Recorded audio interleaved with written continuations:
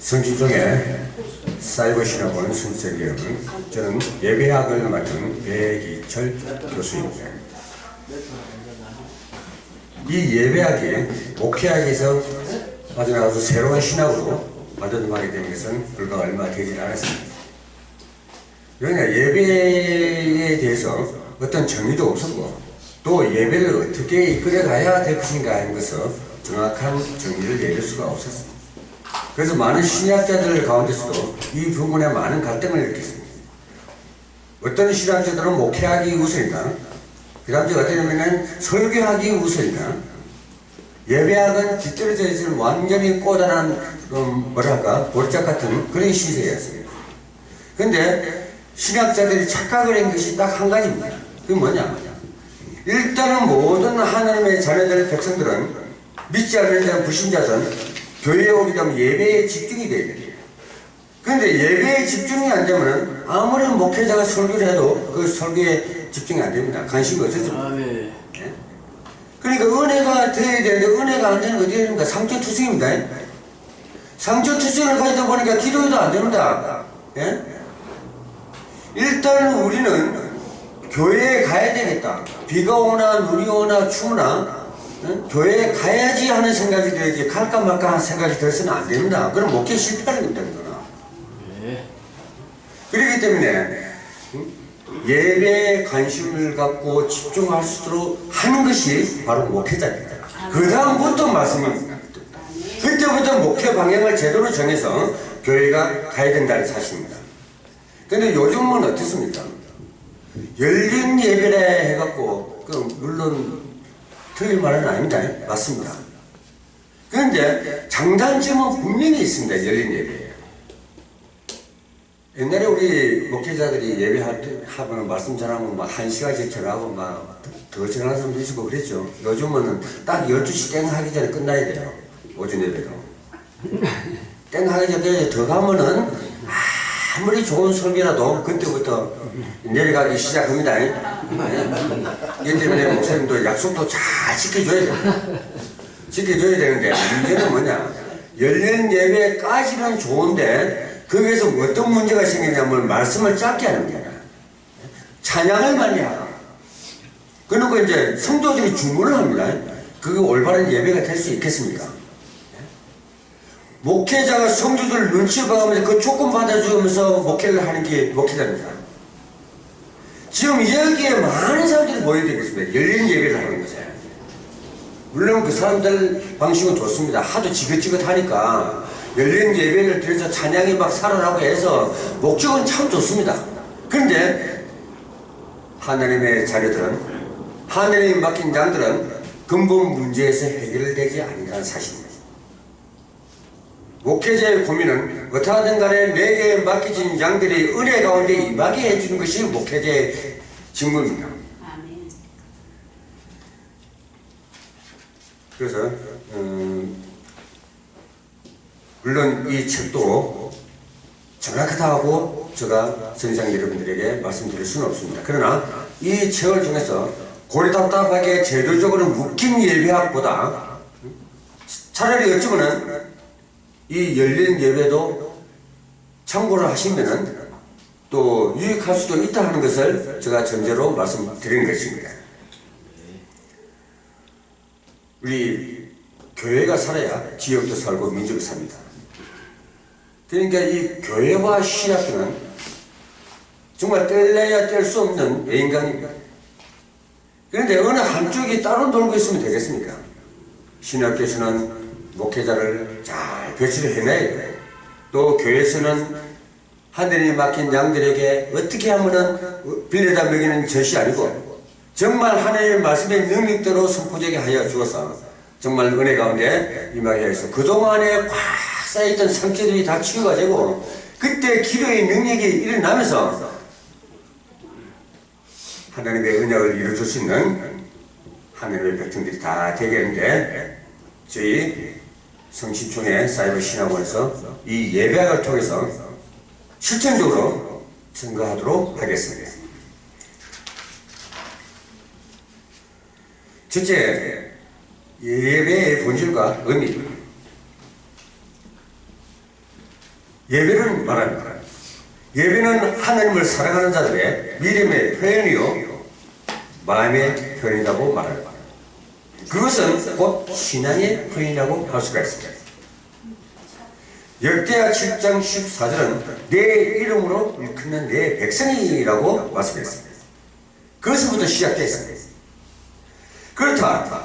우리는 하나님의 이름에 의해 불려지는 하나님의 백성입니다. 이렇게 하나님의 이름으로 일컬어지는 사람들이 곧 예배하는 사람입니다. 지금 와서는 뭐냐? 영접한 자. 그래서 하나님의 언약을 믿는 자. 더 강하겠죠? 그냥 아무나 와서 예배 드리는 것보다 정말 예수가 그리스도라고 영접한 자. 하나님의 성경 66권을 통해서 언약을 줬는데 그 언약을 믿는 자. 창경배의 대상과 찬양의 대상인 오직 하나님을 믿고 고백하는 자.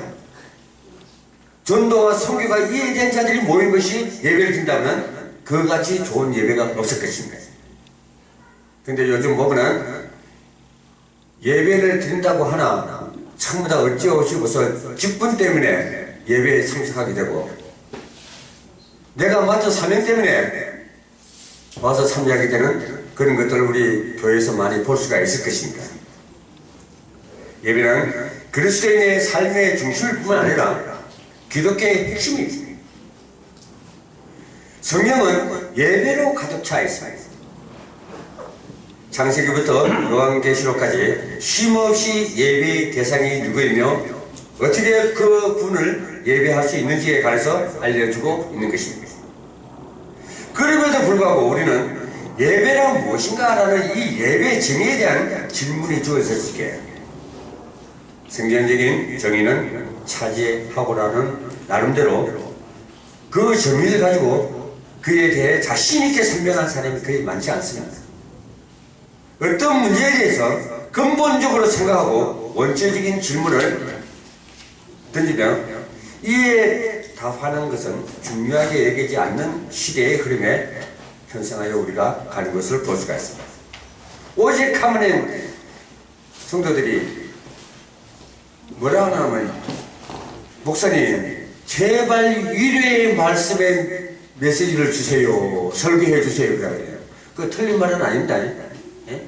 얼마나 그 성도가 상처가 많으면은 위로의 말씀을 설교를 해달라고 하겠습니까? 이해는 됩니다. 그런데 여러분 잘 아시다시피 사람인데 위로 받아서 언제까지 갈 겁니까? 예? 물론 잠시 이해는 됩니다. 위로해주면 친구도 믿을 수 있습니다. 근데 목사님을 해서 그 위로의 설교를 계속 하다 보면 힘을 얻겠습니까? 믿겠습니까? 잠시 웃을 수는 있고 울 수도 있습니다. 근데 그것만 계속 가다 보면은 우리 성도들의 깊은 상처, 감춰진 상처들이 치유가 안 된다는 얘기예요. 목사님이 웃게 가면서 할 필요 없습니다. 그냥 무표정으로 해도 됩니다. 그 설교한다고 누가 뭐라 할 사람은 없습니다. 이야기만 조금씩 웃겨주는 것도 괜찮죠. 그런데 그것이 근본 문제를 해결하는 설교가 아니고 예배가 아니라는 사실입니다. 그런데 지금 한국 교회가 그렇게 하고 있다는 사실입니다.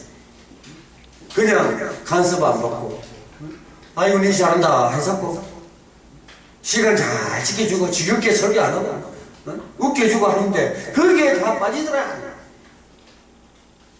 우리 성신총회 신학원 선생 여러분께서는 절대 그렇게 해서 성도들을 말씀을 전하려고 하지 마십시오. 결국은 잘 되는 것 같지만은 인본주의를 쓰면 스스로 다음에 실패하고 만다는 사실을 꼭 성신 여러분은 기억하시기 부탁드리겠습니다. 우리에게 잘 알려진 목사님 가운데 한 분이 성탄절 그쯤 돼서 핸델의 메시아 공연을 참석하고 나서 그들의 이렇게 말씀하신 적이 있습니다. 그 핸델의 메시아 잘 아시죠? 아름다운 음악은 있지만은 영적 감동은 없었다라고 고백했습니다. 그게 보니까 솔로, 듀엣, 중창가, 합창, 오케스트라의 지휘자, 웅장한 음악가, 그 많은 청중들 거의 막 센세이션을 일으켰습니다. 감동적이고. 무엇 하나 부족한 게 없을 정도로 메시아라는 뮤지컬이 연주된 겁니다. 거기서 음악적으로나 연주나 무대 그 환경은 진짜 세계적으로 유명한 손석영수 정도 잘해놨어요. 그런데 그게 영적인 감동은 하나도 없어요. 메시아 하면 우리 들적이는 감동이 있겠다고 했겠죠. 뭔가 메시지가 전달될 거라고 생각했죠. 그런데 그것이 바로 뉴 에이지 음악들이 주의자들이 사용하는 수법이거든요. 그냥 예수 믿는 사람이라 하면은 메시아 하면은 그냥 감동받을 것이고 뭔가 있겠구나 하고 뭐 있겠다. 그게 유대인의 상순이나 마찬가지다. 근데 우리가 그게 쏟고 있더라. 메시아에서 뭘 얻었는가? 아무것도 없대. 그냥 와 감동적이다 잘한다 그걸로 우리가 되겠습니까? 그래서 예배는 이런 감동적인 것보다도 뭔가 야 이거 좋다 하는 교회 분위기 좋다 하는 것보다 하나님의 말씀이 바로 전거리입니다. 이것이 우리의 근본적인 목적입니다. 이것이 하나님 우리를 사자로 삼은 목적입니다. 이것을 하려고 신학교가 있고 신학생들이 있는 것입니다. 우리가 바로 알지 않으면 실전적인 목회를 제대로 배우지 않고 예배학을 제대로 배우지 않는다면 목회 현장에서 바로 실패합니다. 우리나라에 많은 목회자들이 있습니다. 5만이 넘는 목회자가 있습니다. 물론 정말 하나님의 말씀을 잘 전하는 목회자도 많습니다. 그런데 그렇지 못한 분들도 거의 못지 않게 많더라. 그래서 예배하기 굉장히 중요합니다. 첫째, 예배에 관심을 갖고 집중할 수 있도록 만드는 첫 단계가 예배하기예요. 오늘날 예배 시설면에서 우리는 모든 것을 갖추고 있습니다. 예배당도 그랜드 피아노를 놓고 훌륭한 마이크 시설도 아주 방송 장비까지 해놓고 동시에 120개 나라 그냥 생방으로 나갈 수 있도록 그렇게 해놓은 교회도 있습니다.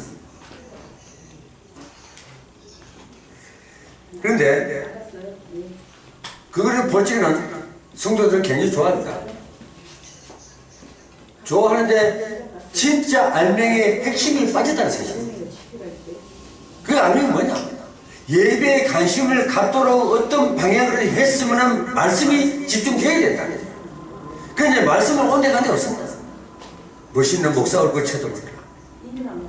교회 안에 멋있는 그 디자인이 해놓은 웅장한 모습 거기에 정신이 다 팔려버려요. 목회자가 옷을 너무 화려하게 입으면 안 됩니다. 특히 여자 목사는 화려하게 입으려면 남자들은 그 여자 목사님 얼굴 못 쳐다봅니다. 예? 나도 한번 그런 경험을 몇 번 했어요. 정말 쳐다볼 수가 없어.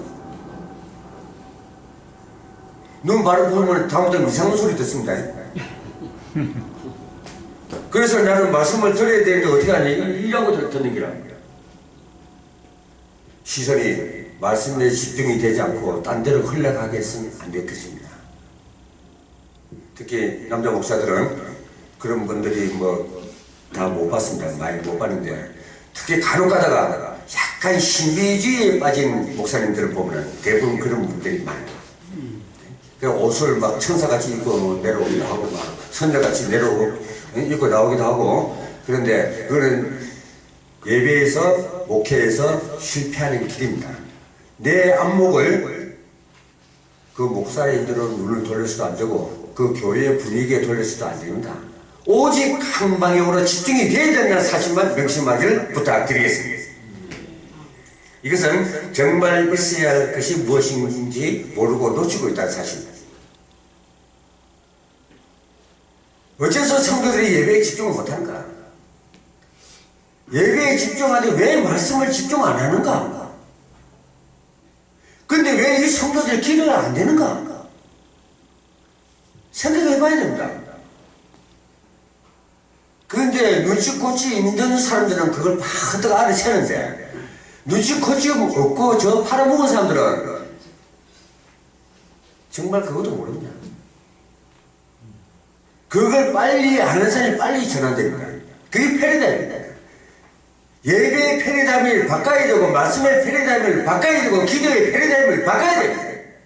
그렇지 않다면 맨날 옛날 선생같이 하다 보면 실패해버립니다. 언제 실패할지는 아무도 모릅니다. 그러나 성경은 분명히 얘기해 주셨습니다. 사람이 지혜의 힘만 믿고 장정만 있으면 나가서 싸울 수 있다고 말하기 누구면 다이시죠. 그 인본주의는 재앙을 받게 됩니다. 그래서 예배에서 목회에서 그 공동체의 중심 인물인 담임 목사가 만약에 이 인본주의를 썼다 그러면 교회 공동체입니다. 그 목사님만 징계를 받는 것이 아니라 그 교회에 있는 공동체 전부가 징계를 받는다는 사실이에요. 다윗이 명백하게 보이잖아요. 오늘 또 마찬가지로 나오는 사울왕 같은 거.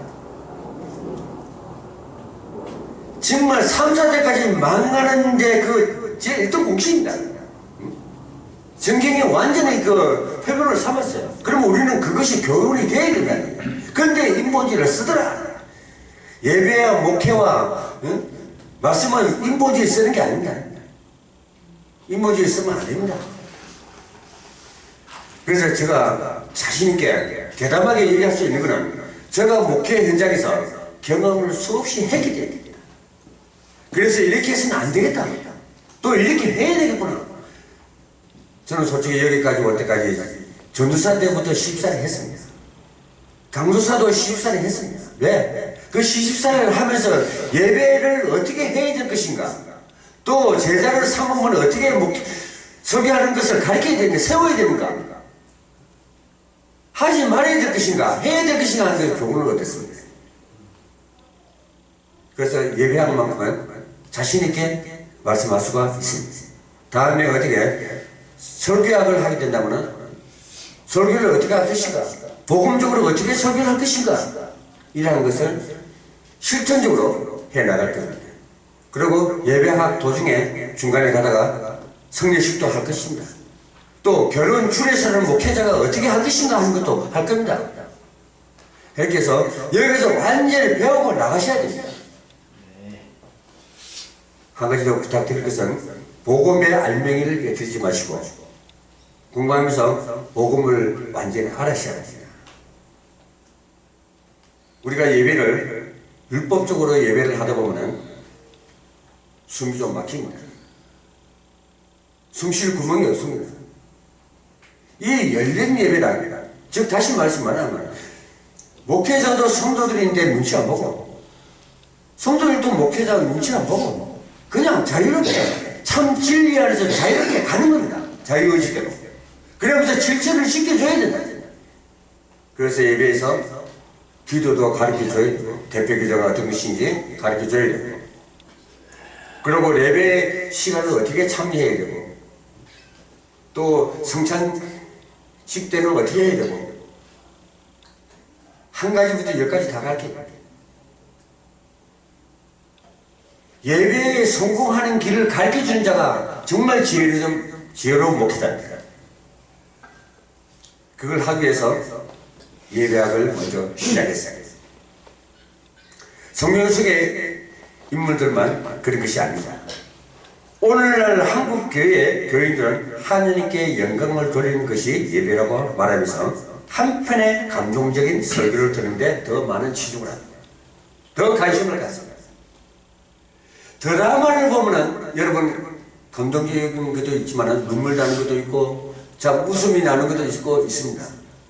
그 센세이션을 이렇게 봅니다. 특히 하려는 분들이 집안에 드라마 보면서 거기에 다 빠집니다. 근데 그 드라마가 종영이 되면 기억나는 게 별로 있습니까? 예배는 그렇게 하지. 설교는 그렇게 하는 것이 아닙니다. 그 사람이 바로 알아듣고 안 알아듣고는 내가 이 메신저가 행로서의 역할은 끝나는 겁니다. 다만 이 성경에서 하나님은 무슨 말씀을 하시는가? 이걸 바로 전달해 주는 게 목회자입니다.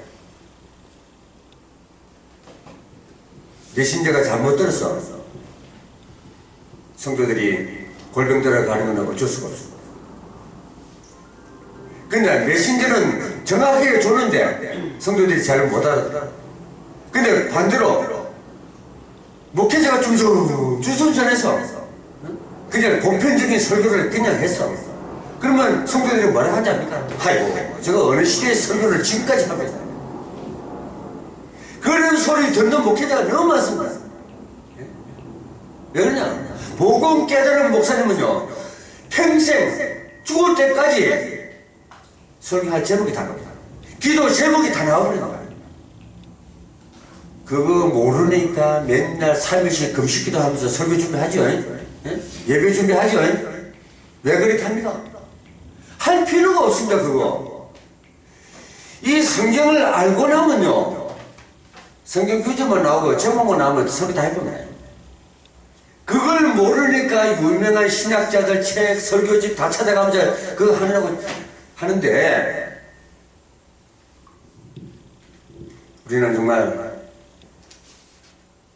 사람을 잘 만나는 것도 축복이고, 신학교 잘 만나는 것도 축복이고, 교회 잘 만나는 것도 축복이고. 네? 이 축복은 누가 허락합니까? 바로 하나님이 허락합니다. 근데 신학교가 준비 안 되면 어떻게 되십니까? 저 안에 축복이 있겠습니까? 교회가 준비가 안 되면 물수를 떠서 문제를 일으키고 사건을 일으킵니다.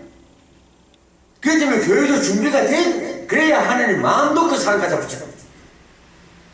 세상에 질병이라는 질병 다 걸린 사람 다 옵니다. 왜? 준비가 돼. 근데 우리는 룰루랄라 하고 있죠. 예? 준비 안 되는 거.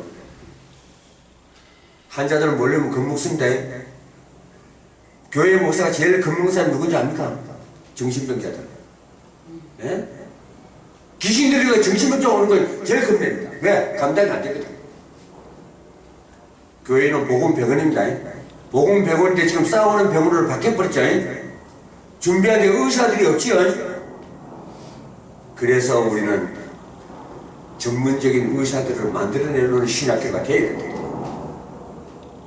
그래 교회 현장에 갔을 적에 제각기 다른 환자들이 오는가 어느 한 부분을 맡아서 그 문제를 해결하는 우리 전도자가 나와야 된다 사실.